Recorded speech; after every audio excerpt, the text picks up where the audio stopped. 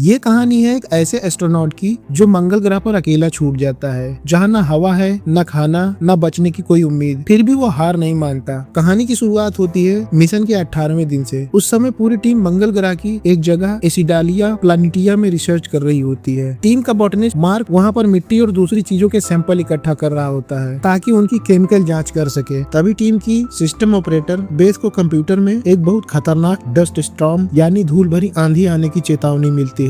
जैसे ही बेस को यह अलर्ट मिलता है, वह तुरंत पूरी टीम को उनके रहने की जगह यानी सरफेस हैबिटेट या हैब में वापस लौटने के लिए कहती है। जब टीम आसमान में धूल के बादल देखती है तो मार्क और केमिस्ट एलेक्स से कहते हैं कि शायद हमें थोड़ा इंतजार करना चाहिए, लेकिन टीम की कमांडर मेलिसा समझ जाती है कि यह तूफान बहुत ज्यादा खतरनाक है। उसे लगता है कि यह मिशन को बर्बाद कर सकता है, इसीलिए वह तुरंत वहाँ से निकलने का आदेश दे देती है। सभी लोग जल्दी जल्दी अपने स्पेस सूट को पहनते हैं और हैब का दरवाजा खोलकर बाहर निकलते हैं, लेकिन जैसे ही वो बाहर आते हैं तेज धूल भरी आंधी उन्हें जोर से टक्कर मारती है। तूफान इतना खतरनाक होता है कि सभी लोग मुश्किल से आगे बढ़ पाते हैं। मार्क सबसे पीछे चल रहा होता है ताकि वह दरवाजा बंद कर सके। उसी समय एक और बड़ी समस्या सामने आती है। यह तूफान उनके मार्स एसेंट व्हीकल यानी MAV को भी गिरा सकता था। अगर MAV नष्ट हो जाता तो पूरी टीम मंगल ग्रह से वापस नहीं जा पाती, इसीलिए जल्दी करना बहुत जरूरी था। मार्क को लगता है कि शायद वे केबल्स और रोवर की मदद से MAV को एंकर कर सकते हैं, लेकिन तभी अचानक एक सैटेलाइट डिश तूफान में उड़कर सीधे मार्क से टकरा जाता है। मार्क दूर जा गिरता है और उसके सूट का सिस्टम तुरंत ब्रीच हो जाता है, यानी सूट फटने की चेतावनी देने लगता है। बाकी क्रू उसे स्कैनर पर ढूंढने की कोशिश करते हैं, लेकिन उन्हें मार्क दिखाई नहीं देता। यहाँ तक कि उसके वाइटल्स यानी शरीर के संकेत भी डिटेक्ट नहीं हो रहे थे। कमांडर मेलिसा बाकी क्रू को MAV में भेज देती है, लेकिन खुद कुछ देर तक मार्क को खोजने की कोशिश करती है। तभी टीम का सर्जन क्रिस कहता है कि अगर सूट फट गया है तो अब तक मार्क शायद मर चुका होगा। और दूसरी तरफ तूफान इतना तेज होता जा रहा था कि MAV किसी भी वक्त पलट सकता था। अब मेलिसा के पास कोई और रास्ता नहीं बचता। मजबूरी में वह विमान को लॉन्च करने के लिए कहती है। MAV मंगल ग्रह से उड़ जाता है। पृथ्वी पर नासा के एडमिनिस्ट्रेटर टेडी एक प्रेस कॉन्फ्रेंस में अनाउंस करता है कि मंगल मिशन की टीम एक अंतरिक्ष यात्री को खोकर वापस लौट रही है। लेकिन मंगल ग्रह पर तूफान खत्म होने के बाद मार्क को होश आता है। जैसे ही वह जागता है उसका सूट अलर्ट देता है कि उसका ऑक्सीजन लेवल बहुत कम है। असल में जो सैटेलाइट डिश उससे टकराई थी उसका एक मेटल का टुकड़ा तार के साथ उसके सूट में फंस गया था। उसी टुकड़े ने सूट के छेद को बंद कर दिया था और इसी वजह से मार्क बच पाया। मार्क किसी तरह उस तार को काटता है और लड़खड़ाते हुए वापस हैव तक पहुंचता है। हैव के अंदर पहुंचकर वह अपने शरीर में घुसी मेटल रोड को बहुत दर्द सहते हुए निकालता है, लेकिन उसका एक छोटा सा टुकड़ा अंदर ही रह जाता है। फिर वह फोर्सेप्स की मदद से उसे भी बाहर निकालता है और अपने घाव को बंद कर देता है। इसके बाद वह कंप्यूटर पर लॉगिन करता है और एक वीडियो रिकॉर्ड करना शुरू करता है। वह सोचता है कि अगर वह बच नहीं पाया तो कम से कम उसके पास सबूत रहेगा कि उसके साथ क्या हुआ था। अब समस्या यह थी कि तूफान में एंटीना टूट चुका था, इसीलिए नासा से कोई संपर्क नहीं था और अगला इंसानी मिशन मंगल ग्रह पर 4 साल बाद आने वाला था। मार्क को लगता है कि वह इतने दिन जिंदा नहीं रह पाएगा। बाहर एक और तूफान आता है। मार्क दिन भर आराम करता है, लेकिन अकेलापन और बोरियत उसे परेशान करने लगती है। वह हैव की सफाई करता है, अपने साथियों का सामान बक्सों में पैक करता है और मंगल ग्रह पर खेती करना शुरू कर देता है। अगली सुबह मार्क अपने पास बचा हुआ खाना चेक करता है। उसे कुछ खाने की चीजें मिलती है, जिनमें थैंक्स गिविंग के लिए बचाए गए आलू भी शामिल थे। क्योंकि मार्क एक बॉटनिस्ट है यानी पौधों का एक्सपर्ट, वह हैव के अंदर ही एक छोटा सा ग्रीन हाउस बनाने का फैसला करता है। वह मंगल ग्रह यानी कि मार्स की मिट्टी का इस्तेमाल करता है और क्रू के बाथरूम वेस्ट को खाद की तरह यूज करता है ताकि मिट्टी में पौधे उगाने लायक पोषण आ सके। फिर वह सारे आलू लगा देता है, लेकिन अब सबसे बड़ी समस्या थी पानी। खुशकिस्मती से मार्क के पास कुछ टूल्स और पार्ट्स थे। उसकी मदद से वह एक ऐसा डिवाइस बनाता है जो बचे हुए रॉकेट फ्यूल को जलाकर पानी बना सके। पहली बार जब वह यह मशीन चलाता है तो उसमें आग लग जाती है, लेकिन मार्क हार नहीं मानता। वह अपनी कैलकुलेशन ठीक करता है, सुरक्षा के लिए प्रोटेक्टिव गियर पहनता है और दोबारा कोशिश करता है। इस बार मशीन सही चलती है। अब उसके पास अपने लिए भी पानी है और अपने आलू के पौधों के लिए भी। समय बीतता है। मार्क डेली वीडियो रिकॉर्ड करता है, अपने गार्डन का ध्यान रखता है और बाहर जाकर सोलर पैनल की सफाई और मेंटेनेंस भी करता है। 45वें दिन पर वह देखता है कि उसके पौधे सच में उगने लगे हैं। अब सीन पृथ्वी पर शिफ्ट होता है। नासा में विंसेंट जो मार्स का मिशन डायरेक्टर है, टेडी से कहता है कि हमें 4 साल इंतजार करने के बजाय अभी नया मिशन भेजना चाहिए, लेकिन टेडी मना कर देता है। वह कहता है कि अगर मिशन अभी भेजा गया तो लोगों को सिर्फ मार्क की लाश मिलेगी और जनता को यह बिल्कुल पसंद नहीं आएगा। विंसेंट कहता है कि अगर मिशन को बॉडी रिकवरी मिशन की तरह दिखाया जाए तो शायद लोग मान जाएं। इसी दौरान टेक्सास स्पेस सेंटर में एक ऑपरेटर को विंसेंट से एक मैसेज मिलता है। वह कुछ खास कोऑर्डिनेट सैटेलाइट से चेक करती है और फिर वह शॉक में आ जाती है क्योंकि हैब के आसपास बदलाव दिख रहे थे। तुरंत एक इमरजेंसी मीटिंग बुलाई जाती है। टेडी, विंसेंट और मीडिया डायरेक्टर एनी भी वहाँ पहुँचते हैं। सभी इस नतीजे पर पहुँचते हैं कि मार्क जिंदा है। नासा को सच पता चल गया। अब नासा के अंदर बहस शुरू हो जाती है कि अगर दुनिया को यह पता चल गया कि उन्होंने एक जिंदा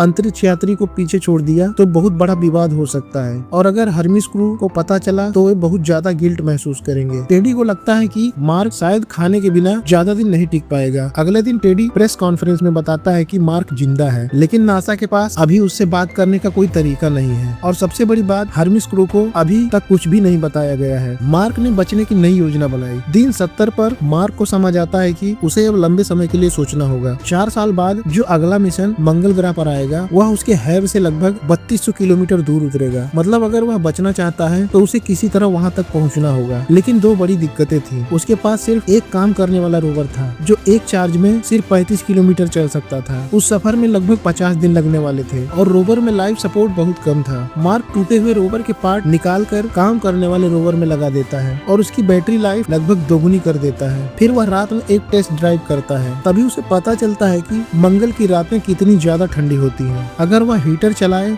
तो बैटरी बहुत जल्दी खत्म हो जाती है। हैम लौटकर वह फैसला करता है कि उसे जमीन में दबा हुआ radio isotope thermo electric generator यानी आरटीजी निकालना होगा। यह बहुत खतरनाक काम था क्योंकि इसमें प्लूटोनियम था, लेकिन मार्क बहुत सावधानी से यह काम करता है और बिना किसी हादसे के आरटीजी निकालकर रोवर से जोड़ देता है। अब उसके पास ठंड से बचने का तरीका भी था। नासा को मार्क का असली प्लान समझ आता है। पृथ्वी पर विंसेंट प्रेस कॉन्फ्रेंस में मार्क की गतिविधियों को समझाता है क्योंकि सैटेलाइट फुटेज अब पब्लिक भी देख रही थी। वह कहता है कि मार्क शायद उस जगह जाने की तैयारी कर रहा है जहां अगला मिशन उतरेगा। अगर नासा उससे बात कर पाती तो वह उसे कहते कि वहीं रुके, लेकिन टेडी इस बात पर नाराज हो जाता है क्योंकि अभी तक यह तय नहीं था कि रेस्क्यू मिशन संभव भी है या नहीं। टेडी एक सप्लाई प्रोब भेजना चाहता था। इंजीनियर बताते हैं कि उसे बनाने और भेजने में 9 महीने लगेंगे। टेडी तुरंत ओवरटाइम का ऑर्डर देता है और कहता है कि इसे 3 महीने में तैयार करो। फ्लाइट डायरेक्टर मिच कहता है कि हर्मिस क्रू को सब बता देना चाहिए जो मार्स से लौट रहा होता है, लेकिन टेडी मना कर देता है। जब तक रेस्क्यू पक्का न हो जाए उन्हें कुछ नहीं बताया जाएगा। मार्क ने 1997 वाला पाथफाइंडर ढूंढ निकाला। दिन 79 पर मार्क को अपने गार्डन में पहली बार आलू मिलते हैं।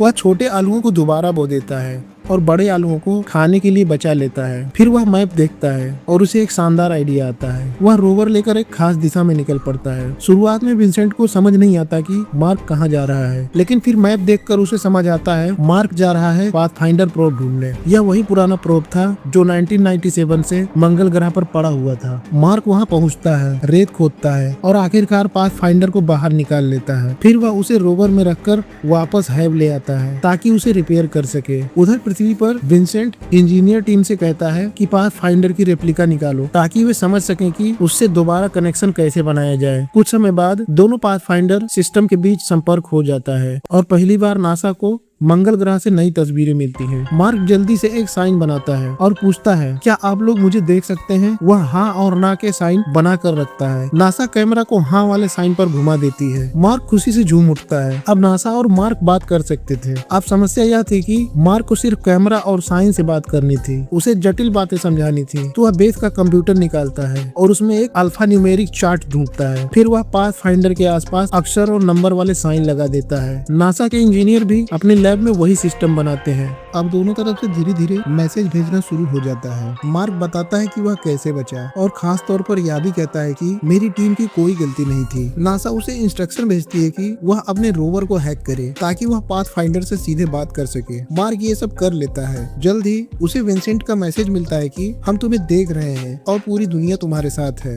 वह यह भी वादा करता है कि नासा उसे बचाने की पूरी कोशिश कर रही है और जल्द ही सप्लाई मिशन भेजा जाएगा। लेकिन जब मार्क पूछता है कि हर्मिस क्रू को बताया गया या नहीं, तो विंसेंट बताता है कि अभी तक नहीं। यह सुनकर मार्क नाराज हो जाता है और गुस्से में नासा को गालियां भेजने लगता है। हालांकि इस बात से ज्यादा फर्क नहीं पड़ता। आखिरकार मिच टेडी को मनाता है कि हर्मिस क्रू को सच्चाई बता देनी चाहिए। हर्मिस क्रू को सच्चाई पता चलती है। मंगल ग्रह छोड़े 4 महीने हो चुके थे। अब हर्मिस क्रू को एक वीडियो मैसेज भेजा जाता है। सभी लोग स्क्रीन के आसपास जमा होते हैं और मिच का रिकॉर्ड किया हुआ वीडियो देखते हैं। जैसा अंदाजा था सब लोग यह सुनकर टूट जाते हैं कि मार्क जिंदा है। और वे उसे पीछे छोड़ाए। उन सभी को बहुत ज्यादा गिल्ट महसूस होता है। 128वें दिन पर मार्क अपने वीडियो में बताता है कि नासा अब उसकी हर छोटी बड़ी चीज पर नजर रख रही है। वे उसके आलू के पौधों तक को माइक्रो मैनेज कर रहे हैं। बहुत सारे मैसेज और ईमेल्स भी मिलने लगे हैं। तभी नासा उसे बताती है कि जहां पहली बार इंसान ने खाना उगाया हो उसे तकनीकी रूप से कॉलोनाइज्ड एरिया माना जा सकता है। नासा मार्क को फोटो के लिए पोज देने को कहती है, लेकिन वह सीरियस होने के बजाय मजेदार चेहरे बनाता है। इस पर मीडिया डायरेक्टर एनी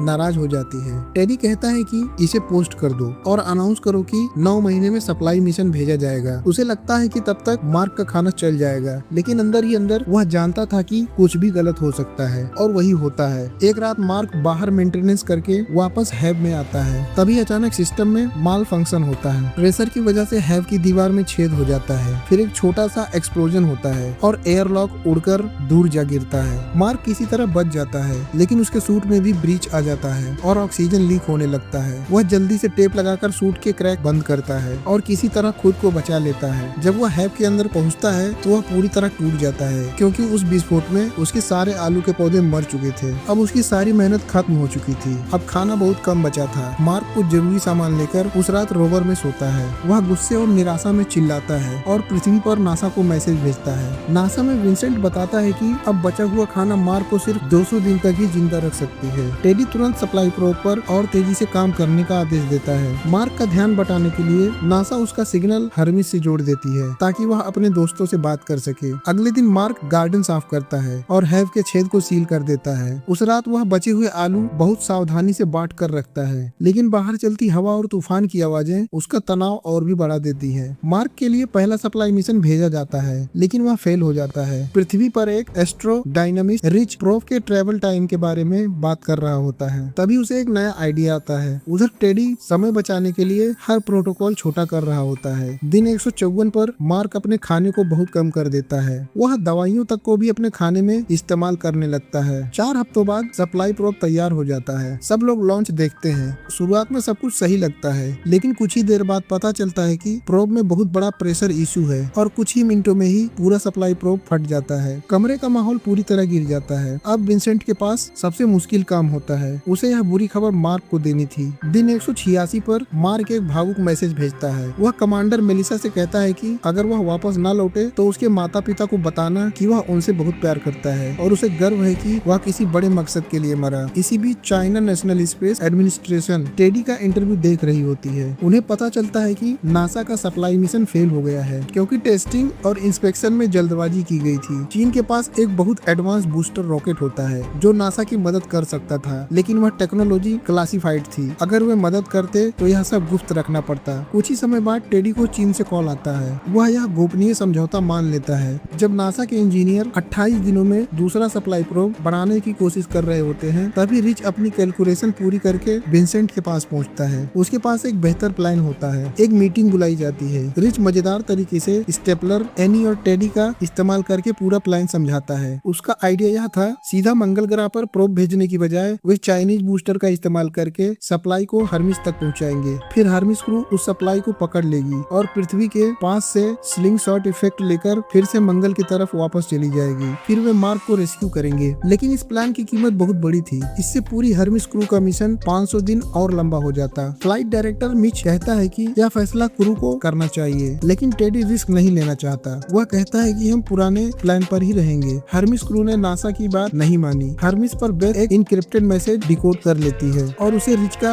असली प्लान पता चल जाता है। फिर पूरी टीम बैठकर चर्चा करती है। कमांडर मेलिसा उन्हें याद दिलाती है कि अगर वे यह करते हैं तो वे 1 साल से ज्यादा समय तक घर नहीं जा पाएंगे। उन पर कोर्ट मार्शल हो सकता है और अगर स्लिंग शॉट फेल हुआ तो सब मर सकते हैं। लेकिन इसके बावजूद पूरी टीम बिना हिचकिचाए फैसला करती है, हम मार्क को बचाने वापस जाएंगे। नासा को बेथ की तरफ से मैसेज मिलता है और वे देखते हैं कि हर्मिस अपने रास्ते से हट रही है। अब टेडी के पास कोई रास्ता नहीं बचता। उसे एनी से प्रेस को नया प्लान बताना पड़ता है। वह यह भी समझ जाता है कि मिच ने ही चुपके से हर्मिस को जानकारी भेजी थी और वह कहता है कि मिशन खत्म होने के बाद मिच को इस्तीफा देना होगा। दिन 219 पर मार्क अपने रोवर को मॉडिफाई करना शुरू करता है, क्योंकि उसे उस क्रेटर तक लंबा सफर तय करना था जहां दूसरा MAV रखा हुआ था। नासा अपनी लैब में वही टेस्ट करके उसे लगातार नई जानकारी भेजती रहती है। उधर चाइनीज वैज्ञानिक नासा के साथ मिलकर बूस्टर पर काम करते हैं, लेकिन भाषा और कल्चर की वजह से कम्युनिकेशन में दिक्कतें आती हैं। हर्मिस क्रू अपनी फैमिलीज को बताती है कि उन्हें 500 दिन और इंतजार करना होगा। आखिरकार मार्क का रोवर तैयार हो जाता है। वह टेस्ट ड्राइव करता है। दूसरी तरफ नया बूस्टर भी सफलतापूर्वक टेस्ट हो जाता है। सप्लाई प्रोब लॉन्च होता है और इस बार सब कुछ सही चलता है। हर्मिस उसे पृथ्वी के पास पकड़ लेती है और उसे अपने जहाज से जोड़ लेती है। मार्क ने मंगल ग्रह पर 461 दिन बिताए। 7 महीने बाद मार्क आखिरकार जाने के लिए तैयार हो जाता है। वह अपना फाइनल वीडियो रिकॉर्ड करता है। हैव के सिस्टम बंद कर देता है। दीवार पर डे 461 लिखता है और साइन करके रोवर में बैठ जाता है। अब उसके सामने बहुत लंबा सफर था। उसे बार बार रुककर रोवर को चार्ज करना पड़ता था, जो वह हैव से लाए सोलर पैनल की मदद से करता था। इसी दौरान वह मंगल ग्रह के खूबसूरत लेकिन डरावने लैंडस्केप को देखता रहता है और खुद को याद दिलाता है कि मैं इस रास्ते पर जाने वाला पहला इंसान हूँ। चार्जिंग के समय वह थोड़ा आराम भी करता था। दिन 517 पर मिच और इंजीनियरों को एक बड़ी समस्या मिलती है। हर्मिस मंगल ग्रह की ऑर्बिट में पूरी तरह नहीं जा सकती थी, क्योंकि अगर ऐसा किया जाता तो उसके पास वापस लौटने के लिए फ्यूल नहीं बचता। दूसरी तरफ MAV सिर्फ लो ऑर्बिट तक पहुंच सकता था। मतलब मार्क को ज्यादा ऊंचाई तक पहुंचने के लिए MAV को बहुत हल्का करना होगा। इसे लगभग 5000 किलो हल्का करना था। इसीलिए प्लान बनाया गया कि सीट्स निकाल दी जाएंगी, कंट्रोल पैनल्स हटाए जाएंगे, सर्वाइवल सिस्टम निकाल दिए जाएंगे। मार्क को सूट पहनकर ही सांस लेनी होगी। हर्मिस क्रू उसे रिमोटली कंट्रोल करेगी और सबसे बड़ी चीज MAV की नोज, एयरलॉक और खिड़कियां हटाकर ऊपर सिर्फ कैनवास लगाया जाएगा। यह प्लान बेहद ही खतरनाक था, लेकिन कोई दूसरा रास्ता नहीं था। जब यह प्लान मार्क को बताया गया तो उसका जवाब सीधा एक गाली था। दिन 538 पर मार्क क्रेटर तक पहुंचता है। वह एक और वीडियो रिकॉर्ड करता है और इस पागल प्लान पर गुस्सा निकालता है। वह MAV की मॉडिफिकेशन शुरू करता है, सारे गैर जरूरी पार्ट्स निकाल देता है और ऊपर सिर्फ कैनवास छोड़ देता है। दिन 560 पर कमांडर मेलिसा पूरी रेस्क्यू प्लानिंग रिव्यू करती है और हर क्रू मेंबर को उसका काम देती है। अगर कुछ गलत होता है तो वे हर्मिस से बाहर कूदने तक के लिए तैयार थे। अगले दिन मार्क अपना आखिरी खाना खाता है और रोवर पर एक नोट छोड़ता है, जो भी भविष्य में इसे पाए इसे संभाल कर रखना, इसने मेरी जान बचाई है। पृथ्वी पर लोग नासा की बिल्डिंग के बाहर और दुनिया के बड़े बड़े शहरों की सड़कों पर जमा हो जाते हैं यह रेस्क्यू मिशन देखने के लिए। मार्क अपनी दाढ़ी शेव करता है, बाल काटता है और सूट पहनता है। फिर वह MAV में बैठ जाता है। अब हर्मिस काफी करीब थी, इसलिए वे पहली बार सीधे कॉम्स पर बात कर सकते थे। मार्क रोते हुए अपने दोस्तों को धन्यवाद करता है कि वे उसके लिए वापस आए। कमांडर मेलिसा काउंटडाउन करती है और MAV मंगल ग्रह से उड़ जाता है। शुरुआत में सब सही लगता था, लेकिन कुछ मिनट बाद MAV के ऊपर लगा कैनवास उड़ जाता है। अचानक केबिन का प्रेशर बदल जाता है। मार्क को चक्कर आते हैं और वह बेहोश हो जाता है। हर्मिस क्रू तुरंत रिमोटली बूस्टर बंद कर देती है। अब उन्हें पता चलता है कि MAV में फ्यूल खत्म हो चुका है और मार्क जहाज के प्लान से ज्यादा दूर रह गया है। वे बैकअप फ्यूल इस्तेमाल करके इसे ठीक कर सकते थे, लेकिन तब इंटरसेप्शन स्पीड बहुत ज्यादा हो जाती है। तभी मार्क को होश आता है। वह कहता है मैं ठीक हूँ। जब उसे पूरी समस्या समझ आती है तो वह एक आइडिया देता है, मैं अपने सूट पे छेद कर दूंगा और निकलती हुई हवा को थ्रस्टर की तरह इस्तेमाल करके तुम्हारी तरफ उड़ जाऊंगा। यह सुनने में बेवकूफी लगती है, लेकिन इसी से मेलिसा को एक और आइडिया आता है। वह कहती है हम हर्मिस का एयरलॉक उड़ा देंगे, निकलती हवा हमें आगे धक्का देगी। यह बहुत खतरनाक प्लान था, लेकिन अब सच में कोई और रास्ता नहीं था। मेलिसा एलेक्स को कहती है कि शिप के सप्लाई सामान से एक बॉम्ब बनाए, यहाँ तक कि सिंपल शुगर जैसी चीजों का इस्तेमाल करके। एलेक्स एक ऐसा विस्फोटक बनाता है जो डायनामाइट से भी ज्यादा ताकतवर था। क्रिस उसे एयरलॉक पर सेट कर देता है और फिर वहाँ से दूर चला जाता है। कॉकपिट में कैलकुलेशन बताती है कि अब भी थोड़ी दूरी बाकी रहेगी, इसीलिए मेलिसा फैसला करती है कि वह खुद बाहर जाएगी। वह जल्दी से सूट पहनती है। जैसे ही बम फटता है हर्मिस का एयरलॉक उड़ जाता है और जहाज को वैसा ही धक्का लगता है जैसा चाहिए था। अब हर्मिस MAV के जितना करीब हो सकती थी हो जाती है। क्रिस मेलिसा को रस्सी से बांध देता है ताकि वह स्पेस वॉक करके मार्क तक पहुंच सके, लेकिन एक दिक्कत और आ जाती है, रस्सी थोड़ी छोटी पड़ जाती है। अब मजबूरी में मार्क को अपना वही पागल प्लान इस्तेमाल करना पड़ता है। वह अपने सूट में छेद कर देता है और निकलती हुई हवा उसे आगे धक्का देने लगती है। वह हवा में खुद को कंट्रोल करने की कोशिश करता है और आखिरकार MAV से बाहर निकलकर हर्मिस की तरफ उड़ने लगता है। मेलिसा उसे पकड़ने के लिए हाथ बढ़ाती है, लेकिन मार्क बहुत तेजी से जा रहा था। उनके हाथ बस टकराते हैं। एक पल के लिए लगता है कि सब खत्म हो गया, लेकिन उसी आखिरी सेकंड में मार्क रस्सी पकड़ लेता है। मेलिसा उसे खींचना शुरू करती है और आखिरकार दोनों फिर से मिल जाते हैं। बाकी क्रू मेंबर उन्हें जहाज के अंदर खींच लेते हैं। फिर पृथ्वी को मैसेज भेजा जाता है कि मिशन सफल रहा। पूरी दुनिया जश्न मनाने लगती है। कुछ समय बाद जब मार्क इस पूरी घटना से उबर जाता है और पूरी तरह स्वस्थ हो जाता है तो वह नए अंतरिक्ष यात्री कैंडिडेट्स को ट्रेनिंग देने लगता है। वह एक सर्वाइवल इंस्ट्रक्टर बन जाता है और 3 साल बाद मंगल ग्रह के लिए एक नया मिशन सफलतापूर्वक लॉन्च किया जाता है। तो दोस्तों यह थी द मार्शियन फिल्म की पूरी कहानी, जहाँ एक अकेला इंसान मंगल ग्रह पर फंस जाता है, लेकिन अपनी समझदारी, हिम्मत और साइंस की मदद से वह नामुमकिन को मुमकिन कर दिखाता है। अगर आपको यह कहानी पसंद आई हो तो वीडियो को लाइक और चैनल को सब्सक्राइब जरूर करें और कमेंट में जरूर बताएं कि अगर आप मार्क की जगह होते तो क्या इतने लंबे समय तक सरवाइव कर पाते।